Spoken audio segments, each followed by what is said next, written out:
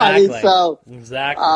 even the youth of today are aware that this is just like a waste of like, how long is this painful? Like 2 minutes or something. It's like that? No, it's like a minute and 29 seconds. It feels like 5 hours. It does, and like I don't understand. Like it's him messing around with the inside of a piano, and it sounds like they tried to get some redeeming music out of it by having some strings play in the background. Or it's like it's like some sort of creepy synth. It's just a waste. It's not a cool intro like Intruder is. No, for God, Pretty what, Woman. are you kidding me? I mean, no. That's what I'm saying. Like, I just don't understand like how this got past Bruce Fairbairn, and he was like, Ed, I gotta tell you, this is like, or maybe he was just like, you know what? For a minute and 20 seconds, I'll humor the guy. Whatever, yeah, maybe it was a bargaining chip. Who knows? But I mean, thankfully, it doesn't overstay its welcome. But as far as a musical interlude, it kills the pace of the album. It does set the stage for the next song, right? But that song kills the pace of the album too. So. Yeah, so you got Not Enough, which is the 7th song. This is sort of a sad ballad, and it slows the album down even more. It's obviously going for sort of the When It's Love, but this is more of a sadder version of that. That's more of like an uplifting,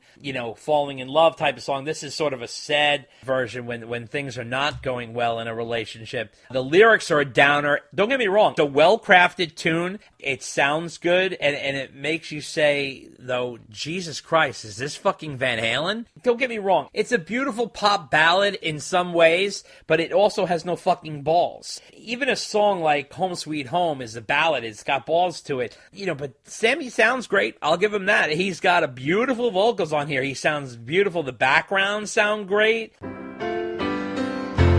love somebody secretly and never touch. To love somebody honestly and always trust. To love somebody tenderly. The tender touch is not enough. It's not enough. There's one thing that bothers me in this song, Dave, that it drives me mad, and I know it's just a little picadillo, but it's so funny. When Ed goes to solo at 2 minutes and 55 seconds in, Sammy out of nowhere sings on top of his solo and just goes another standing there, which seems so out of place to me.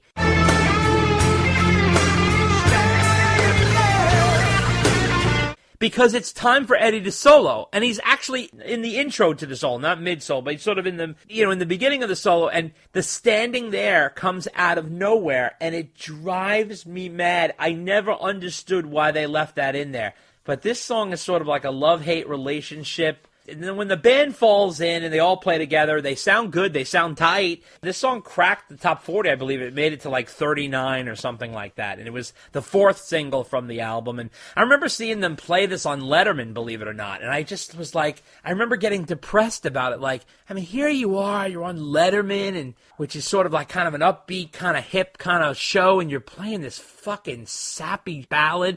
And it just drove me mad. What did you think of this one? Well, now I know what to play when I want to annoy you. Yeah, so thank you for that tip. I No, appreciate you got that it, very of course. much. This is a well-done, well-crafted metal ballad. But it's not metal, is it? I mean, well, it's not really heavy metal, but like it's somewhere between like it's a ballad. I mean, it's somewhere between like a definitely pop ballad, a paint by numbers ballad. Yeah, right, a pop ballad and a metal ballad. It has no place on a Van Halen album. No.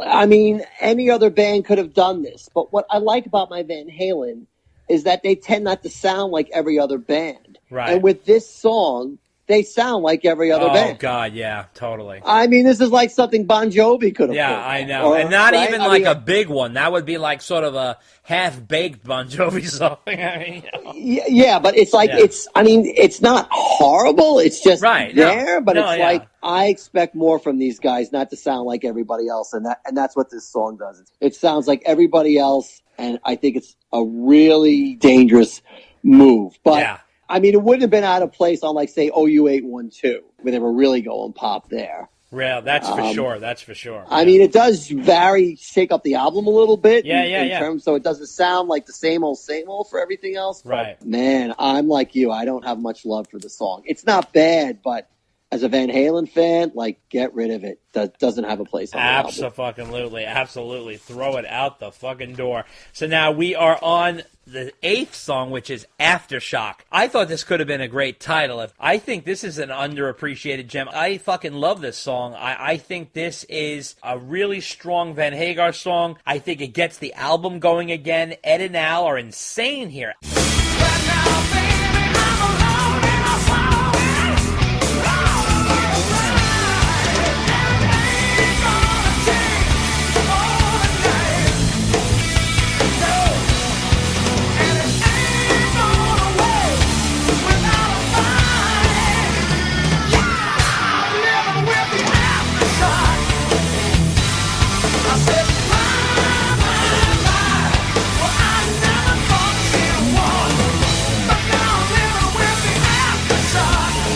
Fucking Alex sounds so crisp and clear. His drums are fantastic on this song. And I urge everyone to listen to this album with a good set of headphones, because, wow, you pick up on a lot. And when you listen to it with a good set of headphones, there's so much nuance and there's so much genius in Bruce Fairbairn's producing. It's incredible what he brings out. So about 4 minutes and 36 seconds in, there's a late solo from Ed, which is great.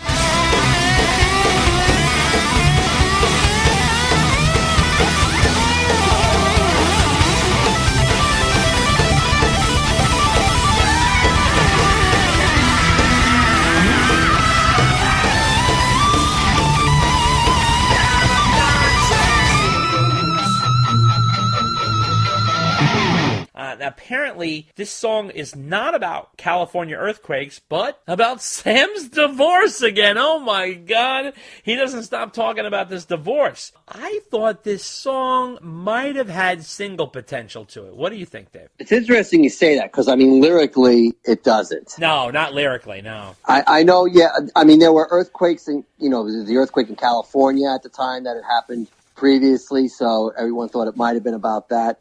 Again, lyrically, it's not an uppity, bright, sunshiny, lyrically song at all. It continues to set the tone of this is not a party album. I mean, lyrics aren't bad. I give Sam, credit for writing about something so tough. At least it's not Wham Bam Amsterdam. So. Right. But, then again, when Sam sets the bar so low and we go, at least it's not Amsterdam, it's kind of like, giving him a pass for everything. I know. Musically, the song's pretty good, but sometimes I wonder, do we really think the song is that good? Because it's after Not Enough, and almost anything would be better than that song. So I wonder sometimes if we're overrating Aftershock because of that. Okay, all right. Well, the next song does not do any wonders either. Doing Time, the Alex solo. Another one, this is filler. I think this is a misstep. Now, here's the thing. I know Alex Van Halen never had a drum solo on the album, and I understand that. But this is not, super impressive. And parts of it sound like Gloria Estefan and the Miami Sound Machine. I mean, it's a little bizarre. By about 56 seconds in, he switches over. It gets a little better, but the last 45 seconds are pretty impressive.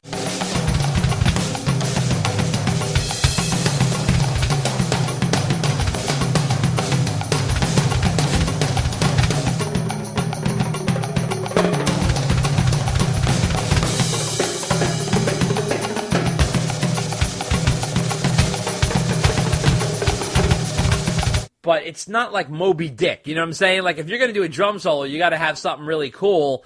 I think that this has got to be off the album. This is ridiculous. As we get through the rest of this album, and you'll see what I'm talking about, and I'll give you the whole picture, but this is a waste. Even if you're going to do an Alex drum solo, Alex is so much more capable than this. He could have done something really impressive. Spotlight Alex and have Eddie play guitar on it, but not heavy, wildly or flashy, just sort of holding down the background with him and Mike, and let Alex take the forefront, maybe like Alex's Eruption for drums or something really fucking cool. Like I said, like a Moby Dick, like something like that really stands out, like, wow, that really shows off Alex's drum prowess. But this is not it. What do you think, Dave? Actually, I like it because it doesn't sound like the typical drum solo. Okay. I think, the drum solo have been done by all sorts of people already. I mean, literally, well, not literally, but pardon the pun, but like beaten to death. In terms of drum solos. I give him credit for at least trying something a little different as a drummer. I mean, it still didn't wow me. I agree with you. If he had taken it off the album, I would not have missed it. Right. But again, I give him credit for at least not trying to do the same old. But yeah, it really doesn't add anything to the album, I don't think. I mean, he had been kind of messing around with this, with his drum solos on tour in recent years. He'd been kind of doing that thing. I think it was actually Bruce Fairbairn and Eddie who were pushing Al to put it on the album. I don't even think he himself wasn't a big proponent of it. I think the other two heard it and were like, oh yeah, let's put this on. So yeah, it's a little weird. But if Eddie was also the guy who asked for Strung Out to be on there, I'm not so sure. Yeah, we should have listened to every suggestion that Ed had made. No, of course not. Of course not. Now, this next one, Baluchitherium. I don't even know how to pronounce this, but I think it's Baluchitherium. Baluchitherium. There you go. I fucking love this song. This is like a killer jam of Ed, Alan, Mike. It's almost like a fantasy of being in 5150 and watching these guys do a jam or something like that. This is what this sounds like. So this, to me, is fun. Now, apparently, Stan was too lazy to write lyrics, making this the third song with no Sammy on it, which is unbelievable if you think about it. You kind of wonder if this is a sign. I remember even when I was listening to this album when it first came out, like, why is he not on 3 tracks? I thought that was a little weird. So this is sort of a tasty treat for all Van Halen fans who really want to see the band go off. I would love for them to do something like this with Wolf, in the sense that, if you're not going to do any more Van Halen stuff, okay, you're not going to want to deal with singers, do stuff like this. This with Ed and Wolf on bass and Al on drums, be the VH trio. This is exactly what I'm talking about, is stuff like this. It would be incredible to put out an album, this type of material. Now, the funny thing is here is Bruce captures the magic of the brothers. I mean, he really, really does. And at the end, Ed gets to do his animal tricks with the guitar and the elephant and all these different sounds.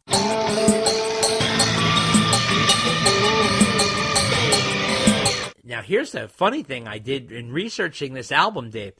Ed borrowed the main riff to Trevor Rabin's Eyes of Love from his album Can't Look Away. And this is a clip from Baluchitherium.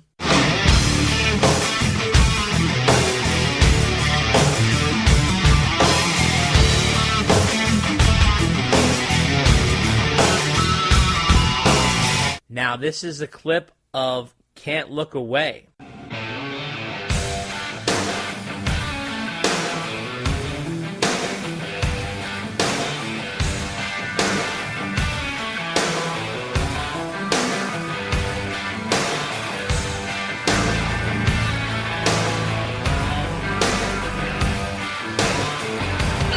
You can see the songs sound familiar. The main riff, I don't know what that's all about. I don't know. No one's really even talked about that, which is kind of strange. Valerie named this song, apparently, after the largest prehistoric mammal. It's 4 times the size of an elephant to match Ed's huge guitar sound. And if you listen carefully, like I said with the earphones, you can hear barking coming from Ed's Dalmatian named Sherman, who they was barking because when they taped a hot dog to a microphone to get him to bark. And Ed also apparently had this riff left over from the For Unlawful Carnal Knowledge session. The working title was Heavy Groove. What do you make of this one, Dave? Love it. We really don't get a chance to hear a full instrumental song from Van Halen. So this is really a treat. Right. Everybody sounds good. Yep. Mike sounds good. You can really appreciate his bass playing. Totally. I'm assuming it's him playing on it. Everyone always has a rumor that it's some songs it's Ed playing, but I'll give Mike credit until somebody proves me right. Otherwise. I think it is unusual to have an instrumental like this without Sam singing. The other two are fine. That doesn't surprise me at all. I mean, there were other albums in the past with Dave, for example, where Ed would have a couple of solos and Dave was nowhere to be found, and we never blink about that. So the fact that there's actually a couple here in the Sammy era. I mean, yeah, but they're doing time and they're strung out. They're just like wastes of time. I wouldn't call them like songs that Sam didn't sing on. I would call them songs that Sam wisely stayed away from because